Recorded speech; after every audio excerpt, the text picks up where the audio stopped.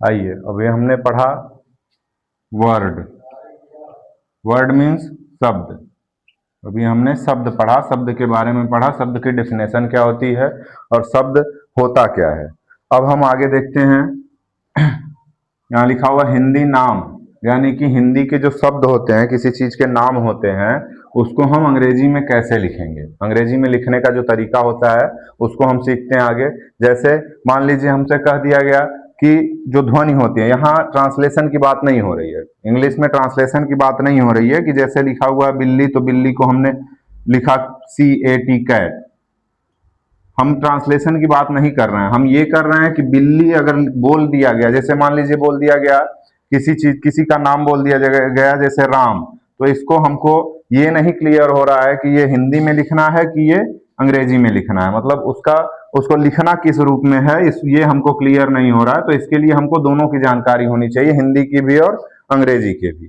तो अंग्रेजी में लिखने के लिए, किसी नाम को इंग्लिश में लिखने के लिए उसकी ध्वनि जो होती है, तो ध्वनि से ये क्लियर करना है कि हिंदी में लिखना है कि अंग्रेजी में लिखना है। जैसे मान लीजिए राम बोल दिया गया, तो कोई बच्चा हिंदी में लिख देता है, फिर अगर कोई दूसरा बच्चा है जो इसको इंग्लिश में लिखना पता है, तो वो RAM इस तरह से लिख देता है। तो ये लिखना हम सीखेंगे कि हिंदी से हम अंग्रेजी में किस प्रकार से लिख सकते हैं।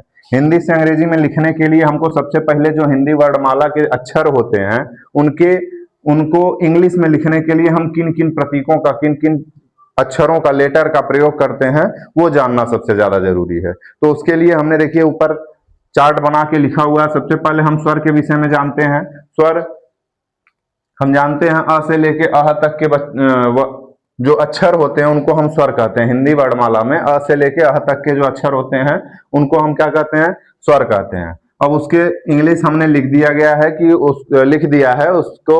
अगर मान लीजिए किसी नाम को हमको अंग्रेजी में कन्वर्ट करना हो और उसमें ये वर्ड आ रहे हो, या स्वरों की हम जानते हैं कि मात्राएं भी होती हैं, तो उन मात्राओं का प्रयोग भी अगर किया गया है, तो उन मात्राओं को लिखने के लिए हम अंग्रेजी के किन अक्षरों का प्रयोग करेंगे वो हम यहाँ लिख दिए हैं। तो अंग्रेजी के इन अक्षरों का प्रयोग, जैसे अ लिखा हुआ है तो अ के लिए हमको एक सिंगल ए का प्रयोग करना है।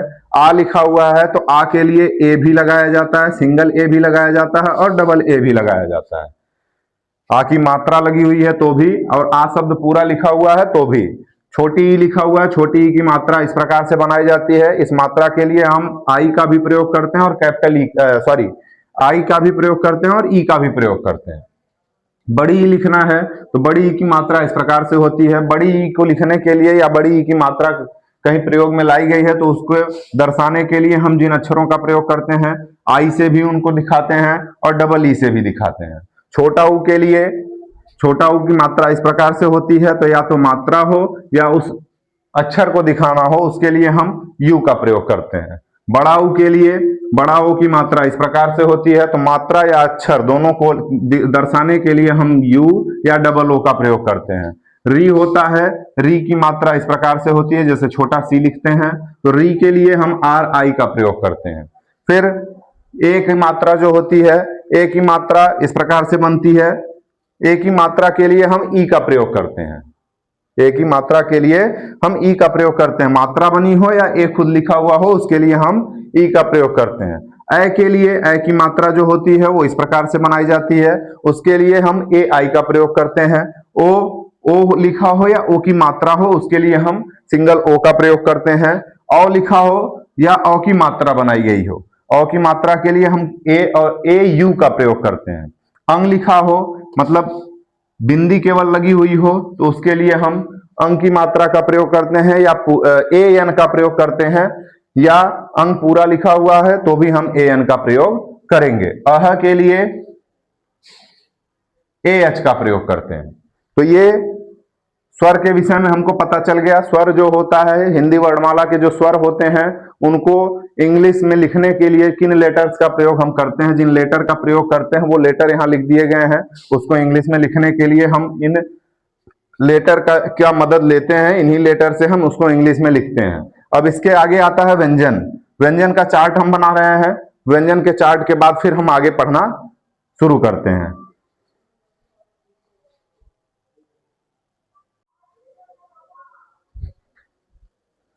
अब आइए हम व्यंजन की व्यंजन को देखते हैं। व्यंजन जो होते हैं हिंदी वर्णमाला में जो व्यंजन होते हैं उनको लिखने के लिए हम अंग्रेजी के किन लेटर का प्रयोग करते हैं। तो यहाँ देखिए लिखा हुआ के को हम दर्शाने के लिए के का प्रयोग करते हैं, क को दर्शाने के लिए के का प्रयोग करते हैं, ख को दर्शाने के लिए के एच का प्रयोग करते हैं, ग लिखा हुआ है ग के लिए हम जी का प्रयोग करते हैं, घ के लिए जी एच का प्रयोग करते हैं, अंग के लिए हम एन या एन जी का प्रयोग करते हैं। फिर आगे आते हैं च के लिए सी एच का प्रयोग करते हैं, छ के लिए सी डबल एच का प्रयोग करते हैं, ज के लिए जे का प्रयोग करते हैं, झ के लिए जे एच का प्रयोग करते हैं, इ के लिए यन या वाई एन का प्रयोग करते हैं, ट के लिए टी का प्रयोग करते हैं, ठ के लिए टी एच का प्रयोग करते हैं, ड के लिए डी का प्रयोग करते हैं, ढ के लिए डी एच का प्रयोग करते हैं और अण के लिए एन का प्रयोग करते हैं। फिर त के लिए टी का प्रयोग करते हैं, थ के लिए टी एच का प्रयोग करते हैं, द के लिए डी का प्रयोग करते हैं और ध के लिए डी एच का प्रयोग करते हैं, एन के लिए एन का प्रयोग, न के लिए एन का प्रयोग करते हैं, प के लिए पी का प्रयोग करते हैं, फ के लिए कहीं कहीं एफ का भी प्रयोग किया जाता है। फ के लिए पी एच या एफ का प्रयोग करते हैं, ब के लिए बी का प्रयोग करते हैं, भ के लिए बी एच का प्रयोग करते हैं, म के लिए एम, य के लिए वाई का प्रयोग करते हैं, र के लिए आर का प्रयोग करते हैं, ल के लिए एल का प्रयोग करते हैं, व के लिए वी और डब्ल्यू दोनों का प्रयोग किया जाता है। वी भी प्रयोग में ला सकते हैं और डब्ल्यू भी प्रयोग में ला सकते हैं। स के लिए एस एच का प्रयोग किया जाता है, फिर दूसरे स के लिए एस एच का प्रयोग करते हैं और ये छोटे स के लिए एस का प्रयोग करते हैं, ह के लिए एच का प्रयोग करते हैं, छत्री वाला जो छ होता है उसके लिए हम के एस एच का प्रयोग करते हैं, त्रिसूत्र के लिए टी आर ए, ज्ञ के लिए जी वाई ए। तो इसको आप नोट कर सकते हैं। नोट करने के पश्चात हम इसमें से नाम लिखना सीखेंगे। नाम लिखने के लिए आज हम सीखेंगे बिना मात्रा वाले, बिना मात्रा के जो शब्द हैं, बिना मात्रा वाले शब्द को हम अंग्रेजी में लिखना सीखेंगे। बिना मात्रा वाले शब्द जैसे लिख दिया गया कमल, कमल, कमल को अंग्रेजी में हम किस प्रकार से लिखेंगे। कमल को अंग्रेजी में लिखने के लिए अब हम देखिए इसको पहले तोड़ना शुरू करेंगे। इसको लिखने के लिए हमको ये जानना जरूरी है कि इसको हम विच्छेद इसका किस प्रकार से कर सकते हैं। हमने बताया क के लिए के, म के लिए एम, ल के लिए एल, तो इसको हम मिला के लिखेंगे के एम एल, लेकिन ये हमारा शब्द नहीं बना। ये कमल लिखने का उचित तरीका नहीं है। इसके लिए हम दो आपको नियम बताते हैं। एक नियम बताते हैं इसको तोड़ करके लिखने के लिए और एक नियम शॉर्टकट में बताते हैं। शॉर्टकट वाला जो नियम है, हम लेटर्स को लिख लेंगे। लेटर्स को लिखने के बाद अगर दो व्यंजन, मतलब अंग्रेजी भाषा में भी हमने पढ़ा था कॉन्सोनेंट, दो कॉन्सोनेंट के बीच में अगर कोई वावेल मीन्स कोई भी स्वर नहीं आ रहा है तो वहां हम अपनी मर्जी से ए बढ़ा देते हैं। अगर दो कॉन्सोनेंट के बीच में कोई स्वर नहीं आ रहा है, दो कॉन्सोनेंट वैसे ही लिखे गए हैं, तो उनके बीच में हम अपनी मर्जी से ए बढ़ा देते हैं। फिर एम और एल के बीच में भी कुछ नहीं आया है तो वहां भी हम ए बढ़ा देंगे। तो कमल को लिखने का तरीका क्या होगा, के ए एम ए एल, इस प्रकार से लिखते हैं। ये एक तरीका हो गया। जो आपको ये देखना है कि दो मूल वर्णों के बीच में, मूल वर्णों का मतलब जो व्यंजन हुए, व्यंजनों के बीच में अगर कोई स्वर नहीं दिया हुआ है या किसी चीज की मात्रा नहीं लगाई गई है तो उसके बीच में हम स्वतः ए लगा देते हैं। दो कॉन्सोनेंट के बीच में अगर कोई वावेल नहीं आ रहा है तो वहां हम ए लगा देते हैं। जैसे के और एम के बीच में कुछ नहीं था तो के और एम के बीच में हमने ए लगा दिया। एम और एल के बीच में कुछ नहीं था तो उसके बीच में भी हमने ए लगा दिया। ये पहला नियम हो गया। दूसरा नियम इसी को लिखने का हम क्या बताते हैं आपको, दूसरा नियम देखते हैं। फिर आगे अभी और नामों पे हम चर्चा करेंगे, उदाहरण देखेंगे। इसको लिखने के लिए दूसरा नियम क्या होता है, जैसे आप हिंदी में जब आप पढ़ना शुरू करेंगे तो हम पढ़ते हैं क्या कि कोई भी व्यंजन की जो ध्वनि होती है, जो व्यंजन ध्वनि होती है वो बिना स्वरों की सहायता के नहीं बोली जा सकती है। उसको लिखने के लिए हमको स्वरों की सहायता लेनी होती है। तो स्वर की सहायता लेने के लिए इसको लिखेंगे क धन अ। इसको लिखने के लिए हम क्या लिखते हैं, क धन अ। तो क का क्या हो गया, के। अब देखिए इंग्लिश भाषा में कोई भी आधा या पूरा नहीं होता है। इंग्लिश भाषा में जैसे हिंदी में हमने लिख दिया क, क के नीचे हलंत लगा दिया, ये हो गया आधा क। लेकिन अंग्रेजी भाषा में ये के जो है ये पूरा का भी अर्थ देता है और आधा का भी अर्थ देता है। इसका कोई छोटा या बड़ा मतलब आधा या पौना नहीं होता है, ये हमेशा जब भी रहता है ये पूरे रूप में ही रहता है। के जो होता है वो आधे क के लिए भी प्रयोग में लाया जाता है और पूरे क के लिए भी प्रयोग में लाया जाता है। तो ये क के लिए हमने के लिख दिया और अ के लिए ए लिख दिया, तो दोनों का मिला के हम क्या लिख देंगे, के ए। उसी तरह से यहां लिखना शुरू करेंगे के ए क, यहां अब इसको तोड़ना शुरू करते हैं, क धन अ धन म धन अ और धन ल। अब ल जो है ल के बाद हमने अ नहीं लगाया। अब आप सोचेंगे कि क के बाद तो अ लगा दिए, म के बाद तो अ लगा दिए, ल के बाद अ क्यों नहीं लग रहा है, क्यों? तो इसको पढ़ने के बाद, पढ़ते वक्त हम ध्वनि देखते हैं, इसमें ध्वनि जो होती है वो हमारा क, हम इसको जब पढ़ेंगे तो कमल, क्या पढ़ेंगे, कमल। तो ल बोलते वक्त ल नहीं निकाल रहे हैं हम, ध्वनि जो निकाल रहे हैं, जैसे यहां बोल रहे हैं कमल, तो कमल, ल जो है हम जल्दी से बोल रहे हैं, कमल। तो ल जो है जो जब जल्दी से बोल रहे हैं तो वहां हमको अ नहीं लगाना है। ल जो है जब हम जल्दी से बोल रहे हैं तो वहां हमको अ नहीं लगाना है, मतलब लास्ट वाला जो हमारा वर्ड होगा, मतलब अक्षर होगा, उसके साथ हमको ए का प्रयोग या अ का प्रयोग नहीं करना है। क्यों?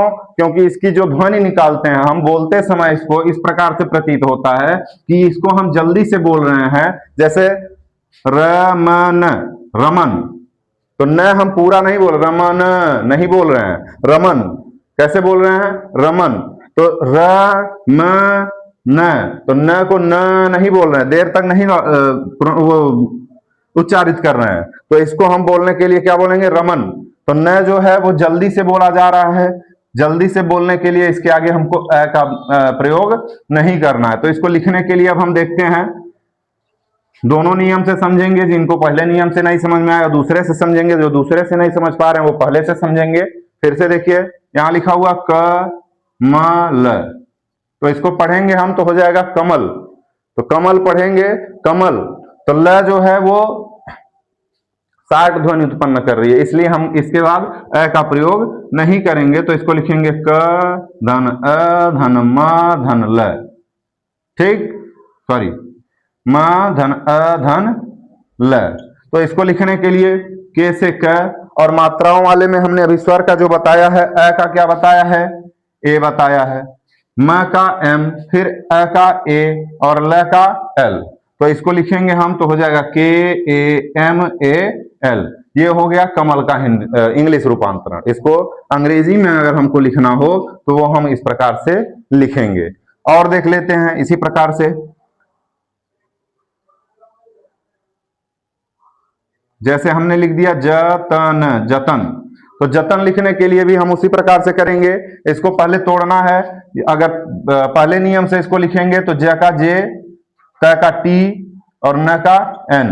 अब दो कॉन्सोनेंट के बीच में कोई ध्वनि नहीं आ रही है, कोई वावेल साउंड नहीं निकल रहा है, या वावेल कोई नहीं आ रहा है, यहाँ दो कॉन्सोनेंट है केवल, तो नाम लिखते हम वक्त हम उसके बीच में स्वतः ए लगा लेते हैं। तो इसको क्या करेंगे, जे ए टी ए एन, ये हो गया जतन। दूसरे नियम से करेंगे इसको तो ज, सॉरी, ज धन अ धन त धन अ और न, फिर साउंड वही आ रहा है जतन, तो हमको न जो है वो जल्दी से बोला जा रहा है, इसलिए इसके बाद हम अ नहीं लगाएंगे। तो यहां फिर क्या करेंगे, जे, अ का ए, ट का ती, अ का ए एन, ठीक। फिर इसको जब हम लिखना सही से शुरू करेंगे तो जे ए टी ए एन। इस प्रकार से हम बिना मात्रा वाले शब्दों को लिखते हैं। बिना मात्रा वाले जो शब्द होते हैं उनको हम दो तरीकों से लिख सकते हैं। अगर ये तरीका आपको समझ में आ रहा है तो इस तरीके से लिखिए,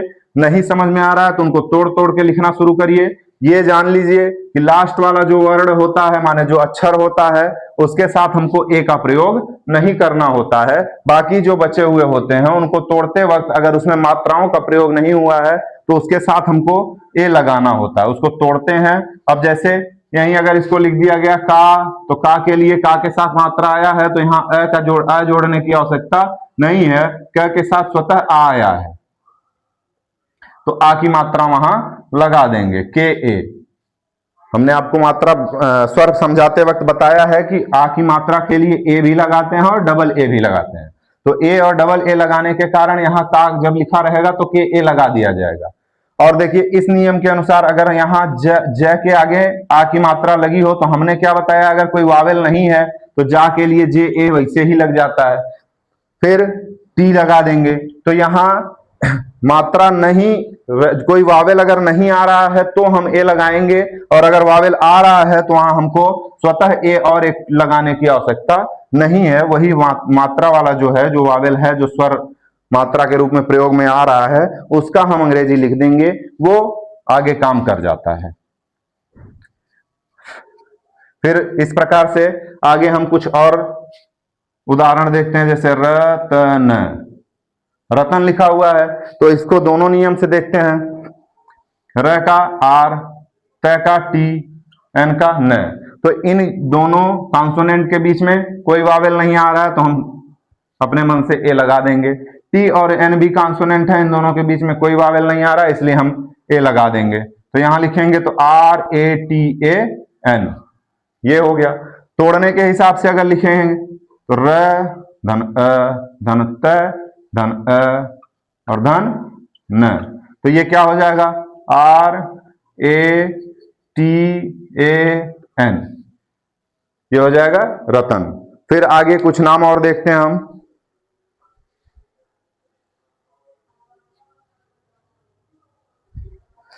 फिर आगे देखते हैं कुछ नाम और हम देखते हैं, जैसे अगर लिखा हुआ हो करम, करम, तो करम बोलते वक्त फिर वही दोनों नियम का प्रयोग करके हम बताते हैं।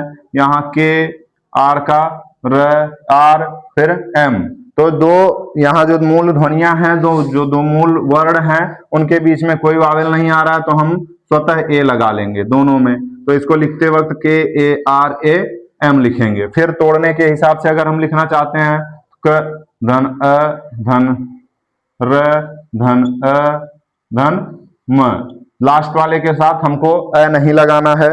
और क्यों नहीं लगाना है वो भी हमने आपको बता दिया। ये शॉर्ट ध्वनि जो इसकी आ रही है वो धीरे से आ रही है, मतलब आधे के हिसाब से आ रही है।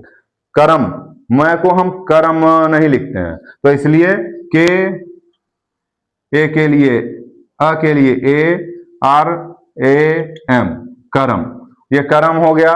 फिर उसके बाद अगला नाम देखते हैं महक। महक अगर लिखा हुआ हो तो महक लिखने के लिए हमको क्या करना है, फिर वही चीज एम एच के, ये जो है म का एम हो गया, ह का एच हो गया, क का के हो गया। फिर हम वही नियम अपनाएंगे, जो दोनों मूल वर्ड हैं उनके बीच में हम ए लगा लेंगे। यहाँ भी दोनों मूल वर्ड जो हैं उनके बीच में ए लगा लेंगे, तो इसको लिखने के लिए हो जाएगा एम ए एच ए के, महक हो जाएगा। दूसरे तरह से अगर इसको लिखना चाहेंगे तो म धन अ धन है और धन अ धन क, महक। क बोलते वक्त हम जल्दी से बोल रहे हैं इसलिए इसके साथ अ नहीं लगाया जाएगा। एम ए के लिए, अ के लिए ए, ह के लिए एच, अ के लिए ए और क के लिए के, एम ए एच ए के, महक। अब इसके बाद आगे मात्राओं वाले जो नाम हैं उनको हम अगले वीडियो में देखेंगे। तब तक के लिए इन सब चीजों को आपको याद करना पड़ेगा। नाम लिखना सीखना है तो अ से अह तक जो हमने बताया और क से लेके ज्ञ तक जो बताया, उनको आपको सीखना पड़ेगा, इनको याद करना पड़ेगा कि कौन से अक्षर का इंग्लिश क्या होता है, तभी हम नाम लिखने के लिए सीख सकते हैं।